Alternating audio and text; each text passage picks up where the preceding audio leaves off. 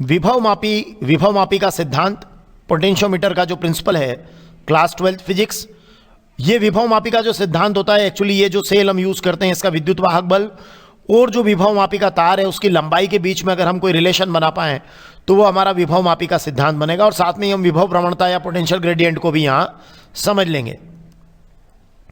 देखिए ये विभव मापी का एक बेसिक सर्किट, यहां पर आप इस सर्किट को देखिएगा पूरा, तो ये विभव मापी का जब भी आप यूज करेंगे, चाहे सेल का आंतरिक प्रतिरोध, चाहे दो सेलों के विद्युत वाहक बलों की तुलना, चाहे विभव मापी का आप सिद्धांत निकालें, ये बेसिक सर्किट आपको बनाना ही है। इसमें क्या क्या रहेगा, एक सी रहेगा, संचायक सेल रहेगा, एक के कुंजी रहेगी, आरएस धारा नियंत्रक रहेगा और ये ए बी आपका कहलाएगा विभव मापी का तार। तो इस तरीके से ये आपको हमेशा बनाना ही है। तो इसको आप सीक्वेंस के तौर पर दिमाग में रख लीजिएगा, सी के आर एच और ए बी। तो ये आपका प्राथमिक परिपथ हो जाएगा। और ये विभव मापी का जब भी आप की कोई बात करेंगे तब आपको ये बनाना ही है। अब यहाँ पर और क्या क्या है, तो ये आपका एक प्रायोगिक सेल जिसको हम यूज कर रहे हैं यहाँ पर, है ना, इसका विद्युत वाहक बल भी ये और इसका नाम भी हमने ये दे दिया है। यहाँ पर एक अन्य कुंजी हो गई, इसको हमने K1 नाम दे दिया है। ये आपका G जो है यहाँ धारा मापी है और ये J जो है जोकी का तार है और उसकी विभिन्न स्थितियां हैं। सपोज पहली स्थिति उसकी J1 है, दूसरी J2 है और तीसरी उसकी J है, तो हम जोकी के तार को J भी बोल रहे हैं और उसकी स्थितियों में भी इसको शामिल कर लेंगे।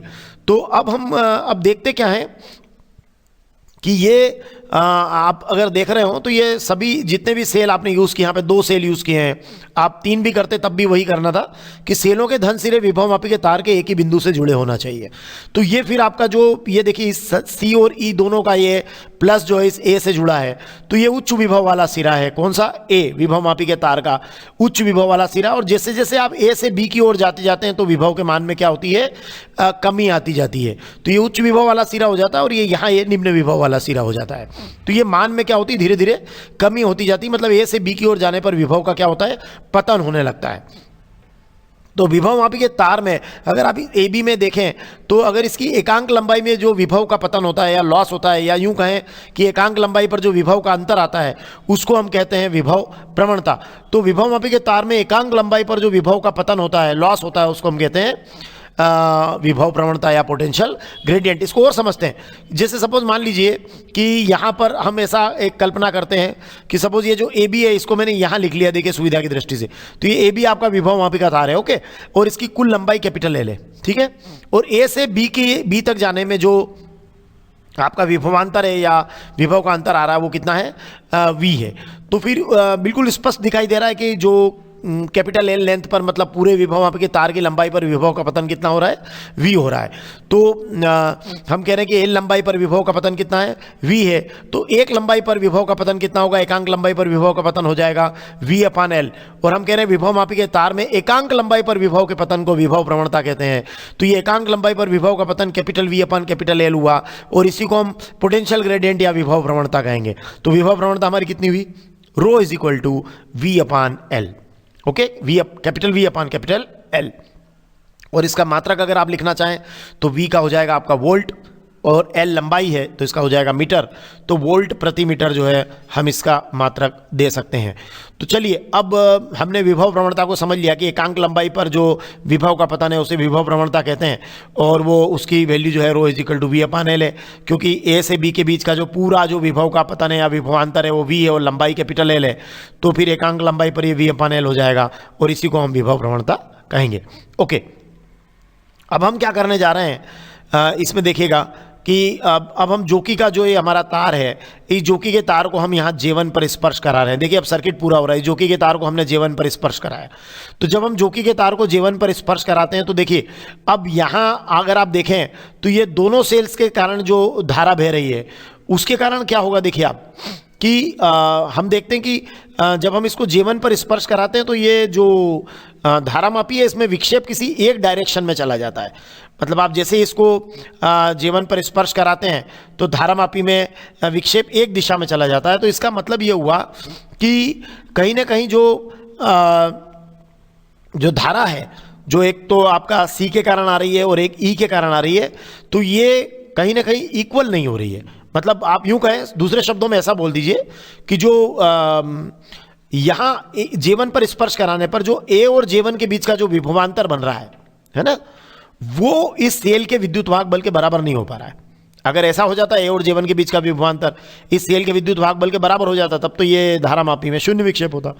लेकिन डेफिनेटली ये जो इस संचायक सेल और इस हमारे प्रायोगिक सेल के कारण जो धारा प्रवाहित हो रही है और उसके यहाँ जो विभवांतर बन के आ रहा है ए और J1 के बीच में, वो इस सेल के विद्युत वाहक बल के बराबर नहीं है।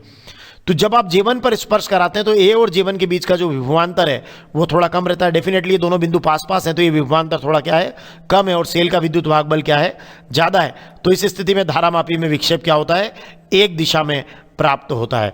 तो धारामापी में एक दिशा में विक्षेप होता है, तो सेल का जो विद्युत वाहक बल है E, वो ए और J1 के बीच के विभवांतर से क्या है, ज़्यादा है। इसके कारण ये विभव के अंतर से जो है ये धारामापी में विक्षेप हमको क्या हो रहा है, एक दिशा में प्राप्त हो रहा है।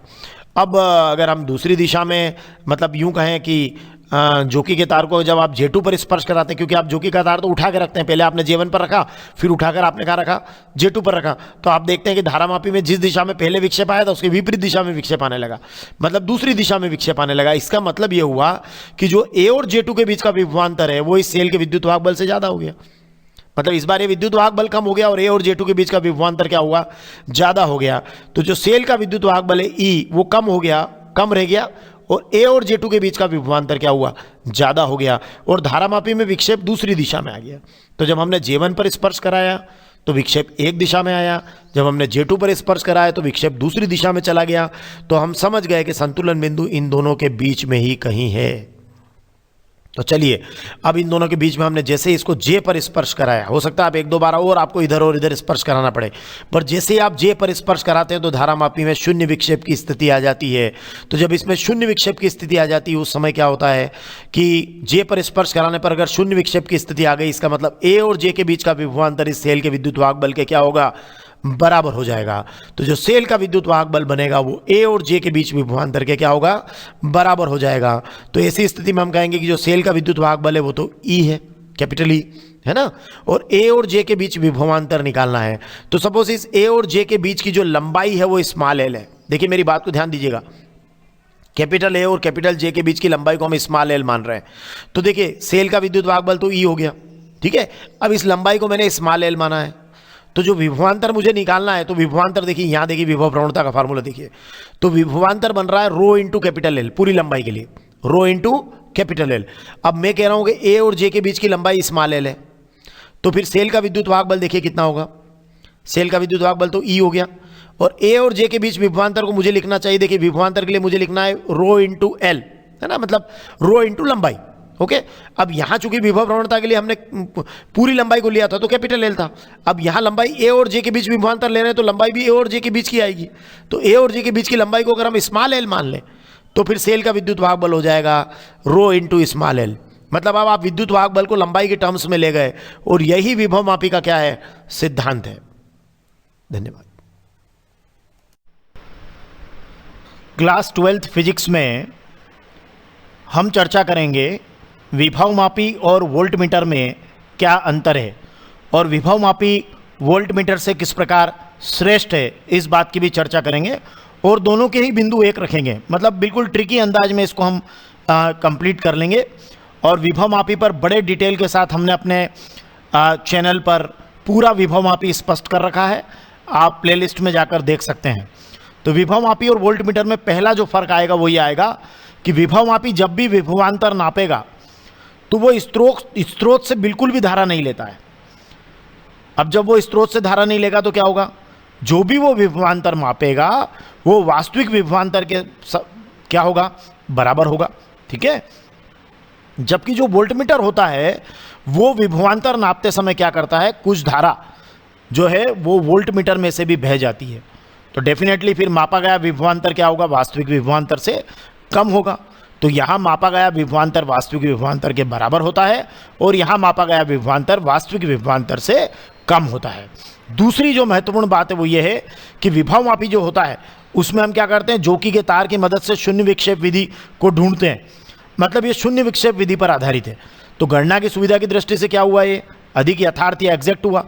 और ये जो है ये देखिए इसमें विक्षेप आता है, तो जो वोल्टमीटर है वो विक्षेप विधि पर आधारित है, तो फिर गणना की सुविधा की दृष्टि से विभव मापी की तुलना में क्या है, कम यथार्थ है, ठीक है ना। तीसरी जो महत्वपूर्ण बात है वो ये है कि जो विभव मापी होता है उसकी सहायता से आप दो बिंदुओं के बीच, परिपथ के दो बिंदुओं के बीच का विभवांतर नाप सकते हैं, उसके साथ साथ सेलों के विद्युत वाहक बलों की तुलना कर सकते हैं, उसके साथ सेल का आंतरिक प्रतिरोध भी ज्ञात कर सकते हैं, जो हमारे चैनल पर अवेलेबल है सारे वीडियोस, तो हम ये कर सकते हैं।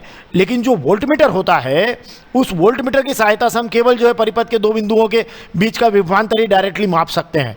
तो ये जो है इन दोनों के बीच का अंतर है। और विभव मापी वोल्टमीटर से अधिक श्रेष्ठ है, वोल्टमीटर विभव मापी से कम श्रेष्ठ है। आप चौथा बिंदु भी बना सकते हैं, लेकिन ये क्यों श्रेष्ठ है आइए इस पर भी चर्चा करते हैं। तो देखिए अभी हमने ये अंतर के बिंदु देखे हैं, 3 बिंदु अंतर के देखे। अब बात यहाँ देखिए मैंने बदल दी है, विभव मापी वोल्टमीटर से श्रेष्ठ है कैसे। अब देखिए ये अंतर के बिंदु ध्यान से देखिएगा, यही मैंने अंतर के बिंदु बनाए, अब मैं यही श्रेष्ठता के बिंदु भी बना देता हूँ। देखिए मैं एक एक करके क्या करने वाला हूँ, देखिएगा आप। ये देखिए मैंने यहाँ से विभव मापी समाप्त कर दिया, यहाँ से मैंने वोल्टमीटर समाप्त कर दिया है, और ये मैंने बीच की लाइन भी हटा दी, ठीक है। अब देखिए मैं ये यहाँ पे दोनों जगह एक एक पॉइंट लिखा है, मैं इस पॉइंट को भी मिटा देता हूँ इधर वाले को। अब मुझे सिर्फ क्या करना है, देखिए यहाँ मैंने बीच में केवल जबकि लगा दिया है, तो ये पूरा पॉइंट लिखिएगा, उसके बाद जबकि करके पूरा पॉइंट लिख दीजिएगा। मतलब श्रेष्ठता का पहला बिंदु क्या हुआ कि विभव मापी जो है विभवांतर नापते समय स्रोत से बिल्कुल धारा नहीं लेता, अतः मापा गया विभवांतर वास्तविक विभवांतर के बराबर होता है, जबकि वोल्टमीटर से विभवांतर नापते समय कुछ धारा वोल्टमीटर में से भी बह जाती है, अतः मापा गया विभवांतर वास्तविक विभवांतर से कम होता है। यहाँ वास्तविक विभवांतर के बराबर है, मतलब ये श्रेष्ठता का पहला बिंदु हो गया। अब दूसरे बिंदु में भी देखिएगा, अब इसको ये यहाँ जो आपने 2 लिखा है इसको मिटा देते हैं और बीच में मैं लगा देता हूँ जबकि। अब देखिए विभव मापी शून्य विक्षेप विधि पर आधारित है, अतः गणना की दृष्टि से अधिक यथार्थ है, और यह विक्षेप विधि पर आधारित है, अतः गणना की दृष्टि से कम यथार्थ है। ये दूसरा बिंदु हो गया केवल जबकि बीच में लगा देने से। अभी तीसरे में भी मैं ऐसे ही करूंगा, यहां मैं जबकि लगा देता हूं। अब विभव मापी की सहायता से आप बहुत सारे काम कर सकते हैं, वोल्टमीटर की सहायता से कुछ कम काम आप कर सकते हैं। तो इस तरीके से 3 बिंदुओं के आधार पर आप बता सकते हैं कि विभव मापी वोल्टमीटर से श्रेष्ठ है। धन्यवाद। विभव मापी या पोटेंशियोमीटर की सहायता से 2 सेलों के विद्युत वाहक बलों की, इलेक्ट्रोमोटिव फोर्सेस की तुलना करना। तो विभव मापी की सहायता से हम 2 सेलों के विद्युत वाहक बलों की तुलना कर सकते हैं, एक उसका अनुप्रयोग है। आइए देखते हैं वो कैसे करेंगे। देखिए ये विभव मापी का हमारा बेसिक सर्किट है, जिसको हमने विभव मापी के सिद्धांत में भी समझा था कि यहाँ AB जो है वो विभव मापी का तार है, और ये C संचायक सेल है, K कुंजी और RS धारा नियंत्रक है। ये इसका बेसिक सर्किट है, ऊपर वाला पूरा जो है इसका प्राथमिक परिपथ जिसको हम कहते हैं। अब जिन सेलों के विद्युत वाहक बलों की तुलना करनी है उनको आपको यहाँ रखना है इधर। तो एक सेल है E1 और एक सेल है E2, और इनके विद्युत वाहक बलों को भी हमने E1 और E2 मान लिया है सुविधा की दृष्टि से। K1 और K2 जो है इनसे जुड़ी 2 कुंजियाँ रहेगी, और G जो है वो कैपिटल G जो है वो धारा मापी रहेगा, और J1 और J2 जो है ये जोकी के तार की 2 अलग अलग स्थितियां रहेगी, एक E1 के लिए एक E2 के लिए, जब हम प्रयोग को प्रारंभ करेंगे। तो सबसे पहले हम क्या करेंगे कि देखिए सर्किट के हिसाब से भी हमें दिखाई दे रहा है कि ये E2 हमारा अभी वर्क नहीं कर रहा, मतलब कुंजी K2 जो है हमारी ऑफ है और ये K1 ऑन है। तो इसी स्थिति में सेल E1 के लिए हम इस विभव मापी के तार पर संतुलन बिंदु प्राप्त करेंगे। तो वो जो संतुलनकारी बिंदु की लंबाई होगी वो इस सेल के विद्युत वाहक बल से विद्युत वाहक बल की गणना करने में मददगार होगी। तो हम सबसे पहले कह रहे हैं कि पहले सेल E1 के लिए, ये देखिए पहला सेल E1 है, इसके लिए ये देखिए इसके लिए जो उच्च विभव वाला सिरा A है, क्योंकि देखिए ये A जो है उच्च विभव वाला सिरा बन ही रहा है, क्योंकि यहाँ देखिए संचायक सेल का प्लस और अन्य सेलों के प्लस भी इससे जुड़े हैं।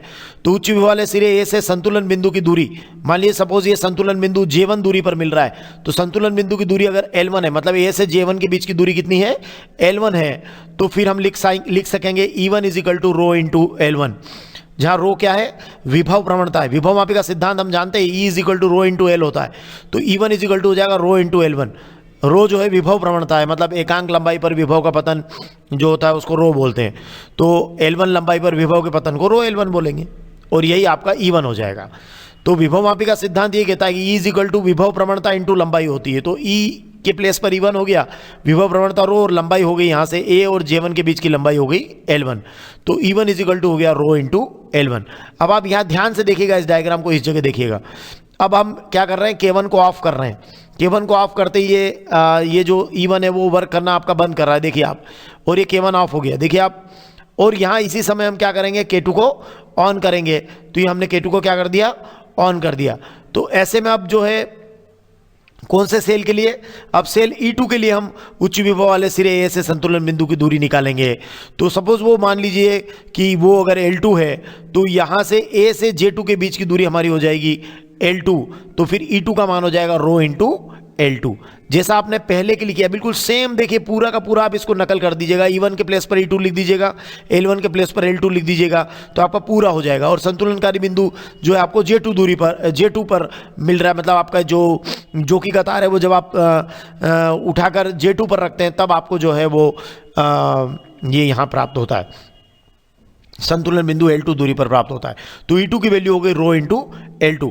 अब आप इसको समीकरण 2 में समीकरण 1 का या भाग लगा दीजिए, इसको आप इक्वेशन नंबर 2 मान लीजिएगा, यहाँ त्रुटिवश 1 लिखा है। तो समीकरण 2 में समीकरण 1 का भाग लगा दीजिए तो रो से रो कैंसिल हो जाएगा। तो ऐसे में आपका आ जाएगा E2 upon E1 is equal to L2 upon L1। मतलब केवल आपको संतुलनकारी बिंदु की जो दूरी है, संतुलनकारी लंबाई जो है वो ज्ञात करना है। मतलब A से एक बार J1 के बीच की दूरी और एक बार A से J2 के बीच की दूरी आप निकाल लेंगे तो आपका जो है विद्युत वाहक बलों की तुलना हो जाएगी। इसमें जो सबसे महत्वपूर्ण तथ्य हमारा निकल कर आता है, सावधानियां क्या क्या रखें, तो ध्यान रखिएगा कि जो संचायक सेल है उसका विद्युत वाहक बल जो है प्रायोगिक सेलों के विद्युत वाहक बलों से क्या होना चाहिए, अधिक होना चाहिए। मतलब इसका ईएमएफ ज़्यादा होना चाहिए इनके ईएमएफ से। और दूसरा ये कि अगर आप चाहते हैं कि ए जो है उच्च विभव वाला सिरा रहे तो सभी सेलों के धन सिरे विभवमापी के तार के एक ही सिरे से जुड़े होना चाहिए, जिसको हमने यहाँ ए नाम दिया है। अगर आप प्रेक्षण सारणी भी बनाना चाहें तो डोंट वरी, कोई दिक्कत नहीं है कि क्रमांक डाल दीजिएगा और ये पूरी की पूरी लाइन यहाँ से लिख लीजिएगा कि पहले सेल E1 के लिए उच्च विभव वाले सिरे से संतुलन बिंदु की दूरी L1 सेंटीमीटर, फिर यहाँ पूरी लाइन डाल दीजिएगा दूसरे सेल E2 के लिए उच्च विभव वाले सिरे से संतुलन बिंदु की दूरी L2 सेंटीमीटर और E2 upon E1 is equal to L2 upon L1। क्रमांक 1 2 3 4 5 कर दीजिएगा और फिर माध्य देखिए यहाँ कुछ 4-5 वैल्यू आएगी तो उसका माध्य निकाल लीजिएगा। तो माध्य E1 अपान E2 हो जाएगा। जो भी वैल्यू आएगी वो इन दोनों सेलों के विद्युत वाहक बलों की तुलना हो जाएगी कि E1 और E2 का रेशो कितना है, ठीक है ना। अगर E1 अपान E2 जो है वो 2 आता है तो हम कहेंगे कि पहले सेल का विद्युत वाहक बल दूसरे सेल के विद्युत वाहक बल का 2 गुना है। धन्यवाद। विभवमापी की सहायता से किसी सेल का आंतरिक प्रतिरोध हम किस प्रकार ज्ञात करेंगे, हम इस प्रयोग को यहाँ थ्योरेटिकली समझेंगे। देखिए ये विभवमापी का हम बार बार हमने पिछले क्वेश्चंस में जब हमने विभवमापी का सिद्धांत पढ़ा, विभवमापी से दो सेलों के विद्युत वाहक बलों की तुलना की, तो ये वीडियोस आप चैनल पर अवश्य देखिएगा। और इसी में हमने आपको बताया था कि ये AB जो है विभवमापी का तार है और ये प्राथमिक परिपथ आपको हर चाहे आप दो सेलों के विद्युत वाहक बलों की तुलना करें, चाहे विभवमापी का सिद्धांत लिखें, चाहे सेल का आंतरिक प्रतिरोध ज्ञात करने के प्रयोग का वर्णन करें, ये प्राथमिक परिपथ आप हमेशा बनाएंगे। C, K, RH और AB विभवमापी का तार है, C संचायक सेल, K कुंजी और RH धारा नियंत्रक है, ठीक है। अब यहाँ पर E जो है हमने एक प्रायोगिक सेल लिया है जिसका हमें आंतरिक प्रतिरोध ज्ञात करना है।